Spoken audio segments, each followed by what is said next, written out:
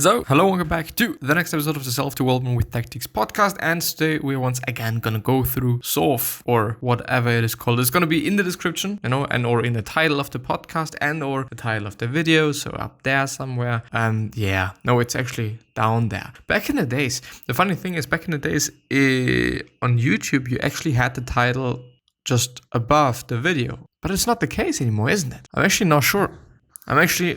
Anyway, we're going to go ahead with chapter 7 and 8 and ongoing. And we're going to see how far we are going to be able to get. So, chapter 7, Houston, we have a problem. With so many things out of our control, the two things in our control are our actions and our attitude. Movie reference, Life is Beautiful. I might actually be checking it out. Might be a pretty cool movie. Might be watching it on the weekend. But yeah, I can understand that. Meaning, the thing is, it is a very stoic thing. And I tend to see it very, very often nowadays that some things kind of, are coming from a quite similar place, if this makes sense. Meaning that, just actually getting back to what he says, we can control our actions and our attitude or maybe thoughts. And we can't control other people, we can't control the weather, we can't control so many different things, but we can control ourselves and what we do and how we think about things. And this is a very important thing because especially the thoughts that we're having about different things, whether it is like situations that we are in or things that happen to us, it really can determine whether it is something quote unquote bad or something quote unquote good. Just based on how you think about it and based on how you view things and just whatnot. So yeah, it is an incredibly important thing to think about and digest maybe. Because if I say, okay, if you just believe and think that you haven't been hurt, then you haven't, which is actually the case, but it is still like sounding fucking stupid. Like it is sounding a little bit woo-woo and a little bit like, kind of, okay, just think about being rich and you're gonna get rich. Like, no, you're not gonna get rich by just only thinking about it. Anyway, chapter 8, might as well jump. Everyone is afraid of something. Fear is the granddaddy of all illusions. Pain is just a thought and your brain can ignore it. Which is kind of actually the case, whether it is actually about pain in a physical sense and or pain in a mental sense. In the mental sense or in the mental sense, it would also kind of just go back to, okay, your attitude towards things and your just thoughts about certain things that, to quote unquote determine whether you're going to feel the pain or you're going to have pain or you're not going to have pain. Which, once again, I do want to point out, it sounds a little bit woo-woo, it sounds a little bit like over-the-top bullshit. But if you really think about it, it is not. But he also says you can learn to suppress it or enjoy it like muscle soreness from working out, which I have actually been thinking about lately as well. Like, it is strange that I actually want to fatigue. I actually want to have the pain. And it is pain, a lot of pain. But I don't know, like, it is a strange thing. It really indeed is. The first step is to acknowledge our fears and face them. What keeps us alive and propels us forward is not our fears, but our actions. Taking action will reduce your fears. Ask, what is the best that can happen? Even though, I would also say, what is the worst that could happen? And then you're actually going to realize that it is not that bad and there is not that many things that are bad that can happen. For example, but yeah, it's just me, it's just my perfume. I just thought all the time, what's wrong with this fucking hoodie? It's just smelling really, really strong. But it is David Beckham Blue Classic, and I believe it is a very, very, very good smelling perfume. And it's also pretty cheap. It's like $12 for a 60 milliliter bottle, which it's not that much. You could also get a big bottle, and therefore it, for the size, it is as well going to be cheaper compared to, for example, you buying 2 smaller bottles, But in the end, I do have to say, if you only need a small bottle, please just only buy a small bottle. If you need a big one, buy a big one. But just don't be like, okay, this big one is compared to the size, relative to just the other one, is cheaper. But nah, the thing is, if you just pay more for something that you actually don't really need, then you're just paying more. So yeah. Part 3, blind spots. Chapter 9, is it true? Worrying is the brain's default position. The evidence shows that most of us tend to be negative most of the time. Yeah, I do think that it is you can really be happy about things if you're, you really can be happy if you are a happy person and if you are able to see things in a positive light. But yeah, what we perceive is mostly filtered, allowing us only a tiny sliver of the truth. Blind spots, filters, assumptions, predictions, memories, labels, emotions, and exaggerations. Yeah, even though I don't necessarily believe or guess or think that by saying blind spots they mean what I mean, which is things that we don't see about ourselves, our blind spots, that we are aggressive or that we are this and that and these and those, even though it is very obvious for other people. We often just don't see it, which is an interesting thing. Yeah. Part 4, ultimate truths. Chapter 10, right here, right now. Schedule in me time for yourself. When you're feeling busy and overwhelmed, just stop. Practice awareness and noticing things around you in your life. Timeless time. Give yourself the luxury of a timeless experience at least once a week. Yeah. Take yourself to a quiet spot where you have no access to anything with the time. While doing an activity, put your full attention and awareness into that activity. I think it is a very good idea, and I think it is a very good idea leading you to feeling better, I guess. I really truly believe in that.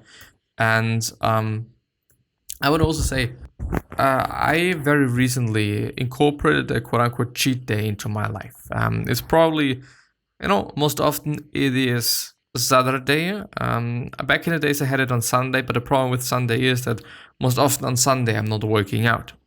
And it is not a very smart thing, because I'm eating a lot of calories and I'm just using any of them. So I thought, let's at least do it like, okay, I'm going to work out and, have my cheat meals, quote unquote cheat meals, they are cheaty, they are not unhealthy at all.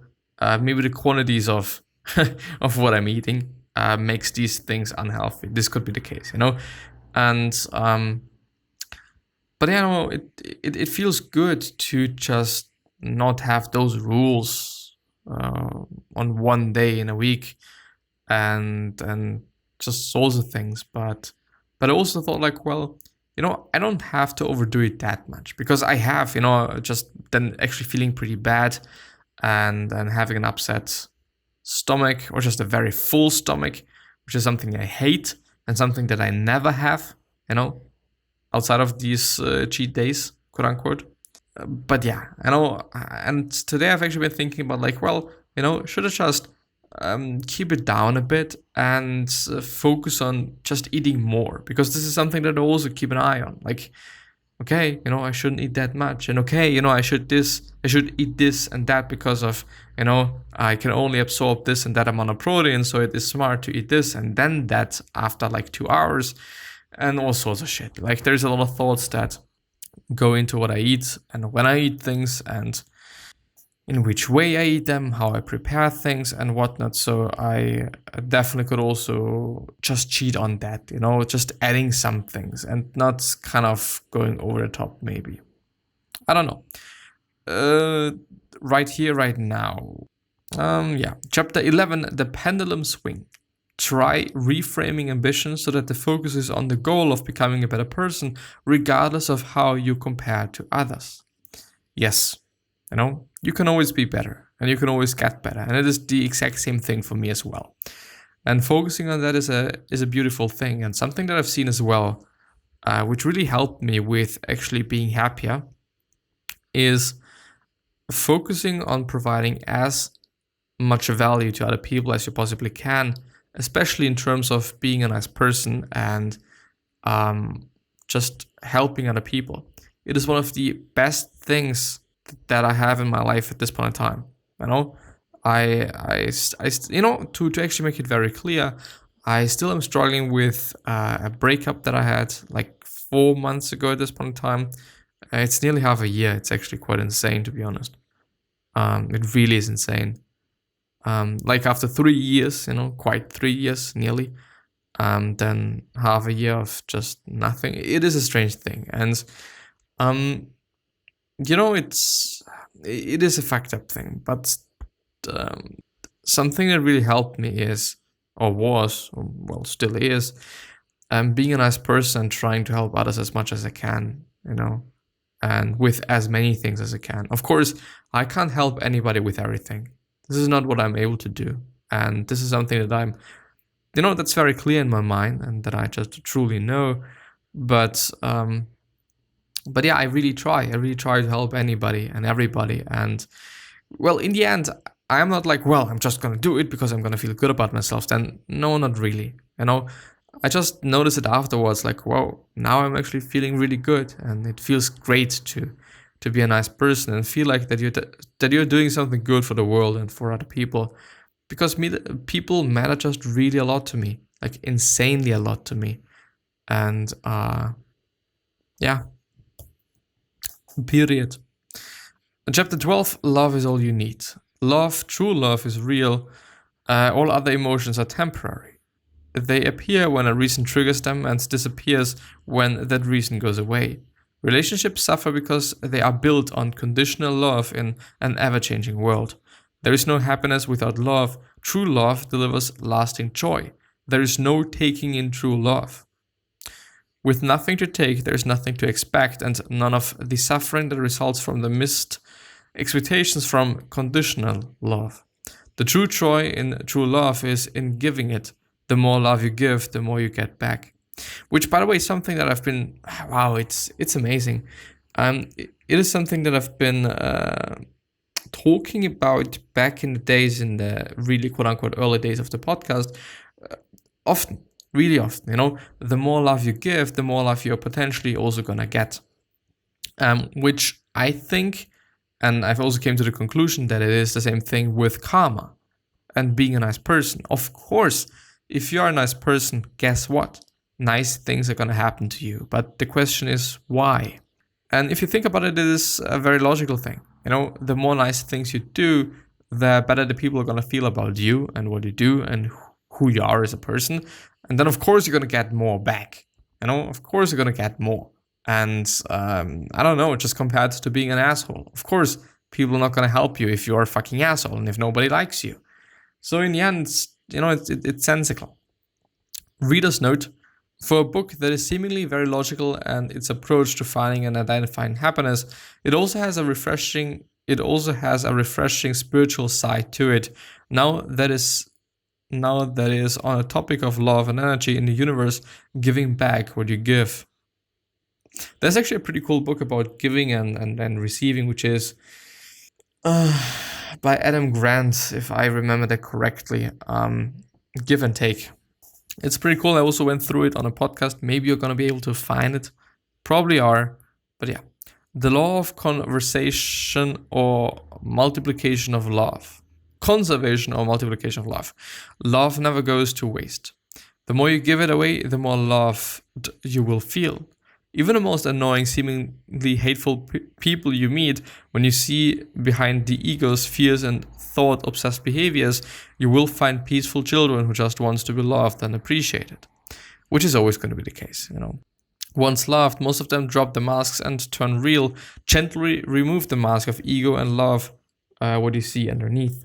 Love yourself. How can you love anything or expect anything to love you if you don't love yourself? Which, I've heard it quite often, and people are just talking about it very, very, very, very, very frequently. But I don't know. I wouldn't necessarily say so, to be honest. I do believe that some people can love you even though you don't love yourself. The question is, how can you love anything? Well, I've kind of misinterpreted it. I would also argue that, okay, you can still love somebody else and something even though you don't love yourself. Of course, there's going to be issues, and of course, there's going to be problems in this potential relationship or whatever is kind of coming out of there. But I do believe that you can still do it. Nothing causes more unhappiness in the world today than the widespread deprivation of self-love. Yeah, we are pretty hard to ourselves, which is a pity. Jot down everything about you that is positive or admirable. Force yourself to write at least one thing per day that you are proud of. Write down every compliment you receive, who said it and when. Go back and revisit it whenever you feel you're not good enough. Be kind. Giving to those you love often feels even better than keeping for yourself. The ultimate form of giving is forgiving. I always forgive. The problem that I'm having with revenge and just being angry and mad at somebody is that there is no benefit for me. It's just only pain for me. I just only feel bad about it. And in the end, it's just pissing me off. In the end, it's like, it's a waste of time, and it's a waste of my time and energy. If I'm angry about something all day long and just grieving and just being angry and whatnot, like, what is the benefit of that? What should I do with that? What why? Why?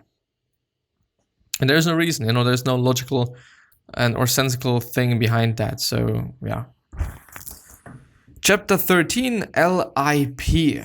The physical world, the world around us, is observed dependent or observer dependent. Life must have existed before the Big Bang in order to observe it into existence. The physical self is an illusion. Life is not the body that is subject to the limitations of space-time. The real you is the observer, not the physical form that represents you. That is what life really is. Which is a very strange thing to think about, but could be the case. I don't know.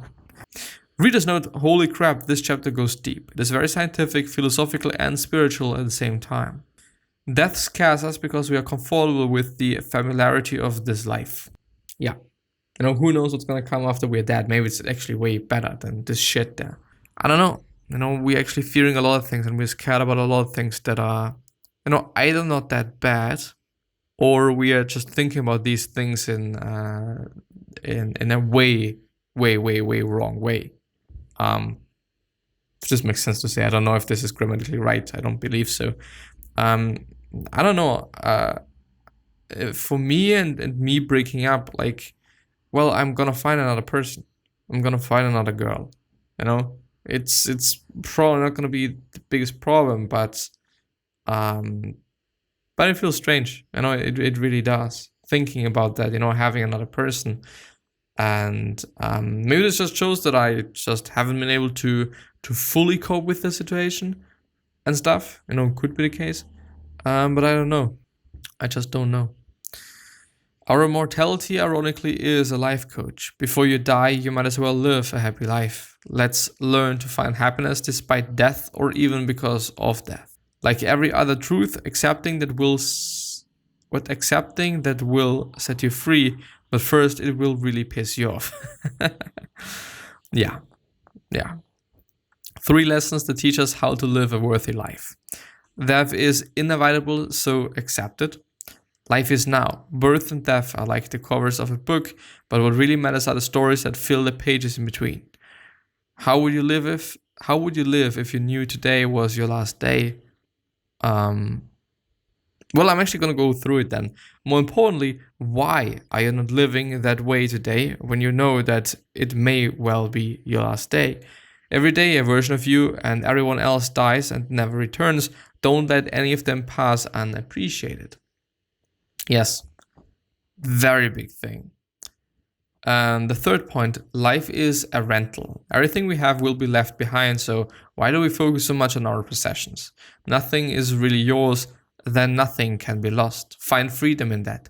Letting go and allowing things to leave from your life allows for space and new things to come in. Which, it is definitely sad in that way, that it is not only applicable to objects, but it is also applicable to relationships. People are gonna come, people are gonna go, and if they go, then let them go, because new things are gonna come, because new things are gonna be in your life. LIP, which stands for live in peace. Life is like a game in which difficulty makes it fun, whereas easy would make it boring. Yes, I thought about that very often, and I thought like, well, yeah, this is totally the case. But to some degree, I kind of have to say now, like, I mean, it is nice to have a good life. But of course, if it is only good, then you might just be upset about things that are very minor and very insignificant, which probably is the case for most people that are living in first world countries. But on the other hand, yeah, like there has to be ups and downs, there has to be contrast, there has to be different things, because I can't see the dark without the light, and I also can't see the light without the dark. So we kind of need both. Life is similar to a game in that we enter this level through a portal called birth and then leave it through death, where we enter the next level. Could this life be one level in a larger game? Maybe. Most religious and spiritual teachings seem to believe this to be true, and that death is just a portal to another life and we never really do die, just our physical form. And yeah, this is gonna be enough of this video. I do feel like I need to eat something right now. I feel very... Well, I also haven't been sleeping that much in the past few days because of night shift and stuff. Quote unquote night shift, so I'm still allowed to sleep, but when there is something to do, then there is something to do, and I have to get up no matter fucking what. And I also noticed that health-wise, it is also not the best thing that you can do to your body. Quite. Anyway, I wish you the best health of happiness and all success, and also hope that you're gonna remind yourself and you're gonna be remembered, which basically means your legacy, and basically means just being a nice person and then being remembered as a nice person, which is a pretty fucking cool thing. 3 other questions that I have you are: why are you here? What are you trying to change, and what is bothering you the most? These 3 questions are hopefully gonna show you your purpose and maybe even a business idea, which is also a pretty cool thing. One last question that I have you is: what could you essentially say to another person that is really indeed gonna change their life? Because I believe from the bottom of my heart that we all can say something, that we all can communicate something that is indeed gonna change somebody's life. Whether it is for a second, whether it is for a minute, whether it is actually for their lifetime. We can do so much good, but we can do so much bad as well on the other hand. But stay healthy, please. Start working out, start doing something, start progressing. Yeah. Don't think about the past too much, maybe.